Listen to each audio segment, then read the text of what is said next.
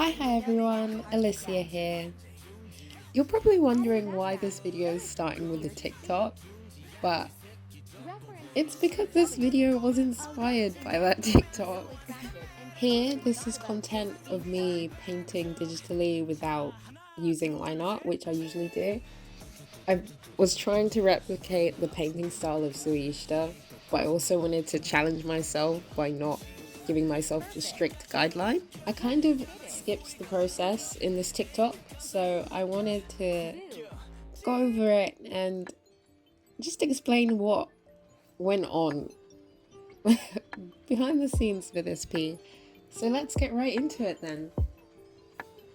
For this kind of painting, I usually start by establishing the main big shapes, just to help me visualize where I want everything to be when I start adding more details.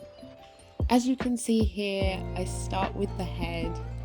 I go in, I change the background just so everything is a lot easier to see, because the skin color of March 7th, who I'm drawing, is very pale. So it was kind of difficult to see with that bright white background. And then I continue drawing the bigger main shapes, like the hair, the hands. Since I don't have any line art, I am paying very close attention to what I can see in my reference from my sub view, just so I have a better idea of how the anatomy is going to look.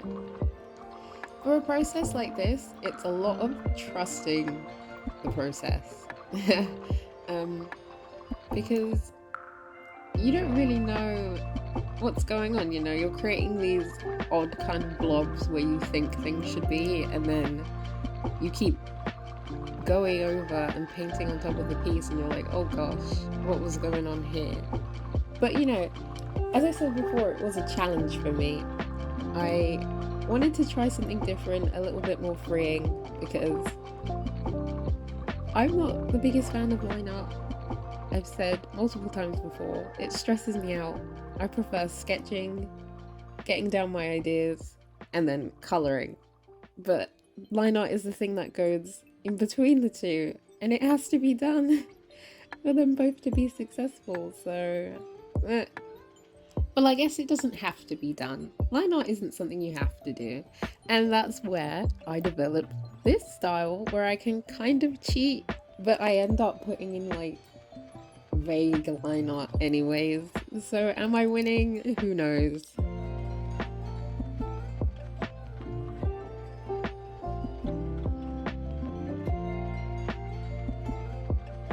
But yeah, now that we have the base shapes down, we can start adding key features and shadows, like where the shadows like under her hair, where her eyes, nose and mouth would be, shadows on the hands.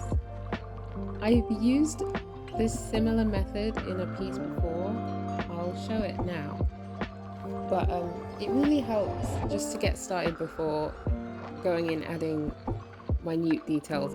Details like where to put the eyes, the nose and the mouth become a lot easier once you put down like these construction shadows that build like the framework of the full piece by the end. The video of this piece is also on my TikTok, so if you're interested in how I started with that one and then how I got to the end, you can go check it out there. But back to this piece. I just find that this method was so freeing, there's no structure, and I could just put down marks wherever I wanted, which made it a lot less stressful than having to try and clean up the lines from a sketch, which I usually struggle with. But here you can see that I am kind of putting in line art, quote quote. It's definitely more guidelines, I'd say.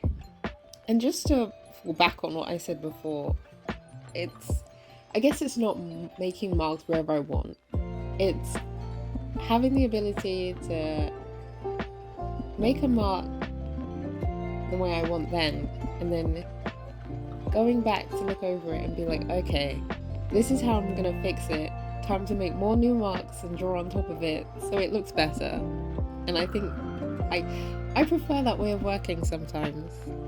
Right, so after I finish painting where I think the lips should be, we get into what I just explained about having to go back and fix your mistakes. I start by flipping the canvas. Yes, flipping the canvas is my most dreaded part of the art process after line art, I think. Because you just realize that everything looks so higgledy-piggledy. And then you have to go back and fix all that. This is why having a reference is sometimes so pivotal, because I didn't even notice that the angle of the eyes was a bit off until I flipped my canvas. Kept looking back between the reference image and my drawing, and then I also realized that the smiling corners or the stretch in her mouth wasn't quite right either. Like, in the reference she looks quite cute and cheeky, and I wanted to incorporate that into my drawing, but that mouth was not giving. To be honest, the drawing at this stage wasn't giving at all. Now you'll be seeing me drawing the hands.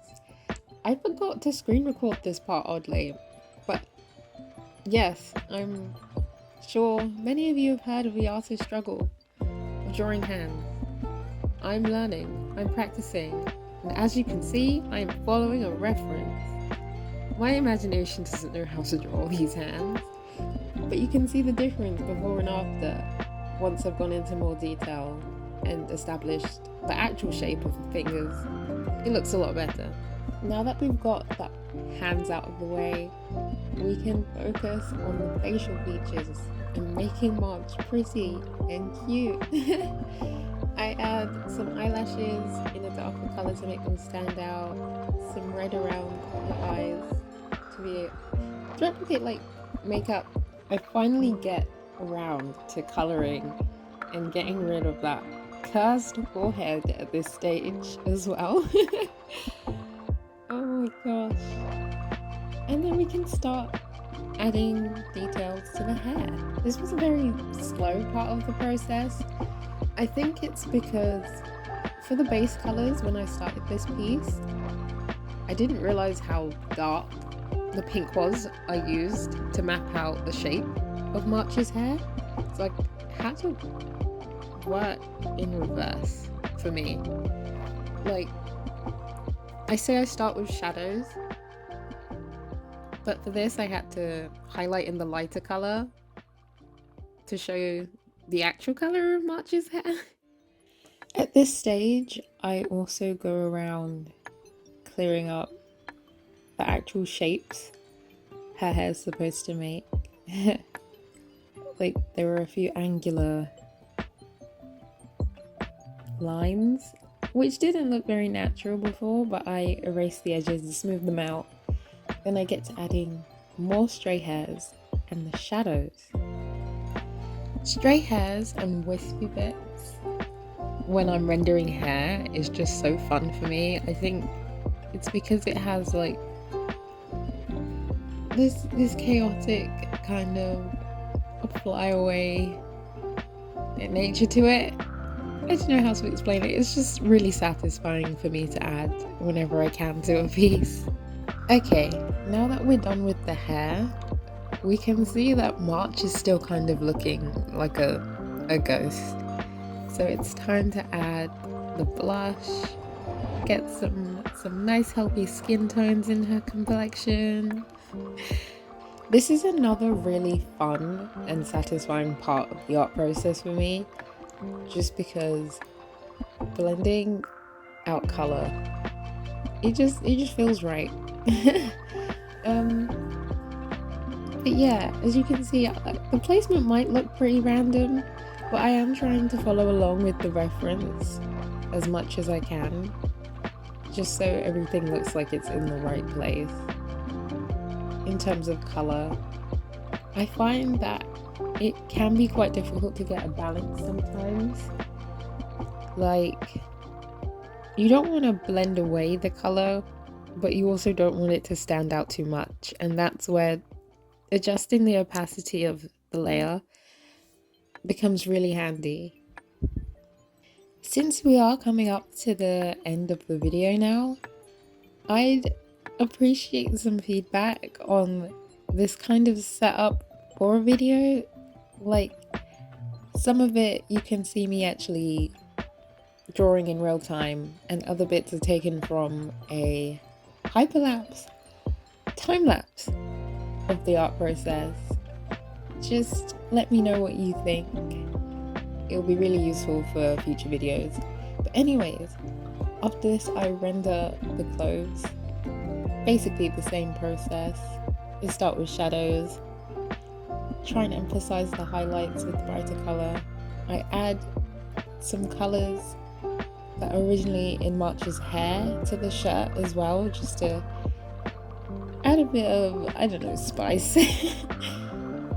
From this point on, it's really just refining and clarifying the details whilst you're painting over, making sure everything looks good. Everything looks as it should. And you can see me not managing my layers well because I have to paint March's phone case on top of her hand and then erase every detail that is covering her hand so that her hand can be seen, and it just gets very confusing. Sort out your layers, guys. And then I go in and add some glitter, some special effects, some blur, just to make the key features like her face stand out. And yeah, here's the final reveal for this piece, and I hope you guys enjoyed the video. See you on the next one. Bye bye.